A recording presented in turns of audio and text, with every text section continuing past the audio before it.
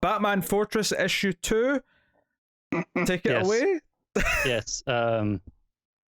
Gary Whitta writing. Actually, see, before you get into issue 2, I'm just going to my main complaints from issue 1. I just want to see if they're going to hold true for you as you to talk about issue 2. Is too much pop culture referencing, too much re-establishing of like too many Batman tropes, and like, you know, mentioning the pearls in the alleyway and mentioning like this is why he doesn't kill, this is, you know, why the Joker's his arch enemy, blah blah. I'm just curious if those are still a problem. I would say no, actually. I don't recall any real. Well, there's reference into like social media in terms of pop culture, but no, like, I'm assuming you're talking about like referencing movies and stuff like that. Yeah, there was a couple of those. That's not really in here. And again, with the Batman past, also not really in it. I guess they did that already, so they kind of got out of the system. Yeah, the other thing was just some really dodgy like Batman narration and like just off dialogue. There's not much narration. I don't think, you know what I would say? I don't think there's any narration at all in this issue. It's all dialogue. Oh, there was a lot of it in the first issue. Yeah, there's not a single narration box in this issue. Oh wow, okay.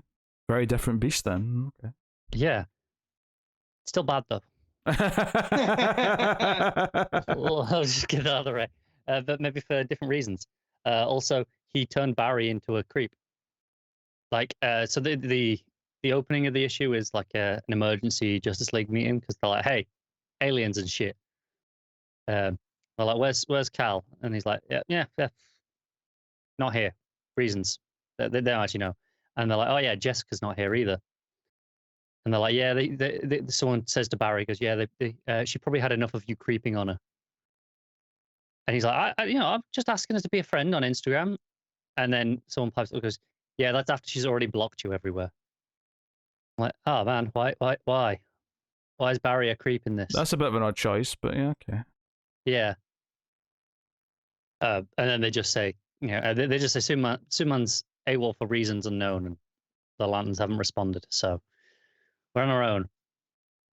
So they're like, oh, there's all these combined air forces of like a bunch of countries who are just going to do an attack and just hit them with everything. We're just going to join them.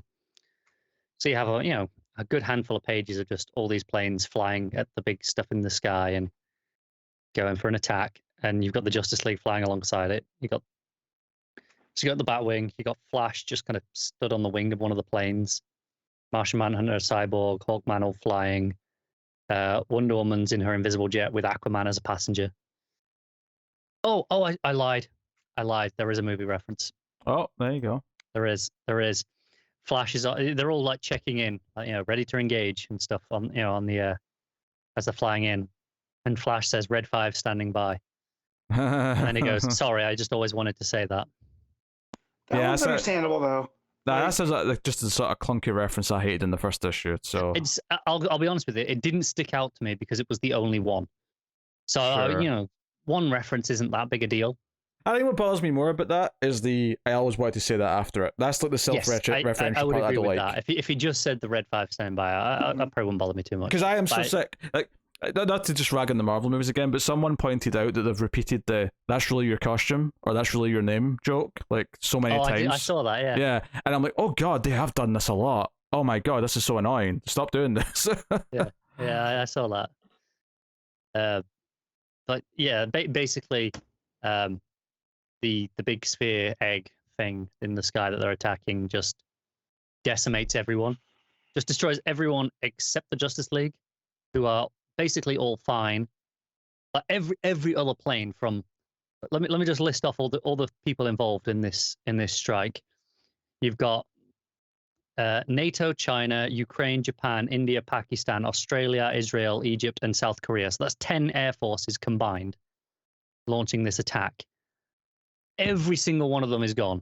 Every single plane except for the Justice League within like 3 pages, who are miraculously untouched.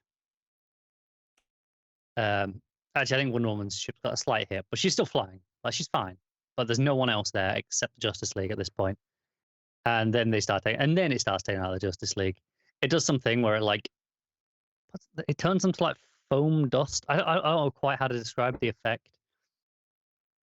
And they get hit by something, and it's like they're like, I don't know if it's like something going over them, like some sort of like fuzz going over them. It's a strange effect. And then Cyborg gets sliced in half. Because sure, What? why not? But he's dead? Not quite. Okay. I mean, He's- his lower half. I mean, True, I mean, how much true. is It Cyborg does is slice him left? like shoulder down across his you know, chest. he's fine then, because that's where the robotics start. Yeah. He does seem like, but he's like Batman comes to visit him. He's in like the not a hospital bed, but like I mean, they're on a Navy ship, so they're in like emergency bed, hospital stuff. They've had divers recovering, the team apparently, and he's dying. So Barry's gonna be fine because he was injured. Diana, Jean, Arthur, and Carter were all cocooned and taken inside the ship. So that's kind of like what the fuzz thing I was talking about was. And Cyborg mentions that he couldn't really penetrate most of the shields, but what he did scan, it seemed to be Kryptonian. And Batman's like, hey, don't worry about it. We'll fix you up. And Cyborg's like, no, it's too late. I'm dying. You go save the rest of the planet. If anyone can do it, it's you. And then it does the big, one of those, long beeps on the ECG. It's just like, oh, that's it. He's gone. You have some stuff with Batman done with Alfred being angry that all this is happening. It's like, Alfred has been like, do you want to take some rest? Maybe have a fresh start of this in the morning. And Bruce just staring at him. It's like, I'll bring some coffee. And then Bruce opens a briefcase and he's like, sorry about this, but we've got work to do. And inside the briefcase is just Cyborg's head. And Cyborg doesn't say anything. I'm not sure if Cyborg's actually still alive. And like it's going to be a case of Batman talking with a decapitated Cyborg and kind of doing stuff like that, or if it's going to be just he's using it to download all the data that Cyborg scanned. We don't know yet. But then the last thing is it just cuts to Kansas and it's the Kent farm, and some beings come out of a ship, and they're like, oh yeah, he's not here now, but he was. This was clearly his childhood home.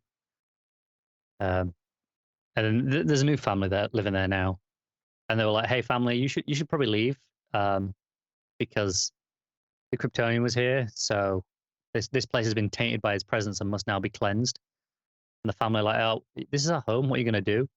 And this purple alien who seems to have like a burnt side of his face just says, what his people did to mine, and then they're just walking away, and it's the Kent farm in flames, and that's the end of the story.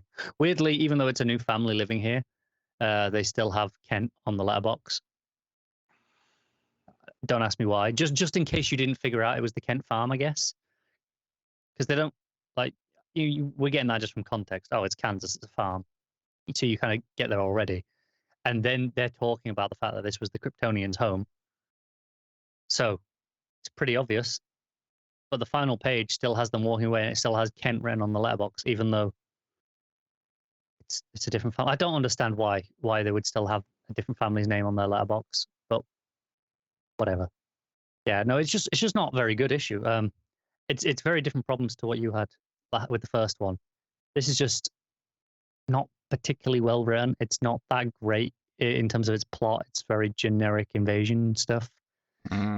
Batman's very just aggressive and hasn't got much personality to him. The Justice League are outright unlikable for the most part. I felt that he was just kind of aggressive in the first issue as well. He was very one note. It's not quite all-star Batman, but it's closer to that than continuity Batman. And then on top of that, I just not a fan of Derek Robertson's art. I never have been. Especially his faces. I just really don't like them. But that's a taste thing. I don't think it's objectively bad. I know he definitely has fans of his art. It's just not for me. I genuinely don't remember what I thought of the art in the first issue, so I can't say. It's the same artist from he did all like The Boys. So if you've seen like panels of that, I'm sure I have at some point, but I never read The Boys. He did that Hellblazer issue with, it was a mini with Tom Taylor. Oh yeah, I remember that. I remember reading the first issue of that. Yeah, it's the same artist that. Yeah, But- Pete's gonna remember Hellblazer, Connor. No, but he read that one because it was Tom Yeah. Taylor, Yes. and then it was really underwhelming. Even I was like, yeah, this is great. Yeah, no, this is. I'd say it's probably not as bad as the first issue sounds like, but it's just not very good. I'm gonna give it like a 4. Oh dear, oh dear, oh dear. Oh well.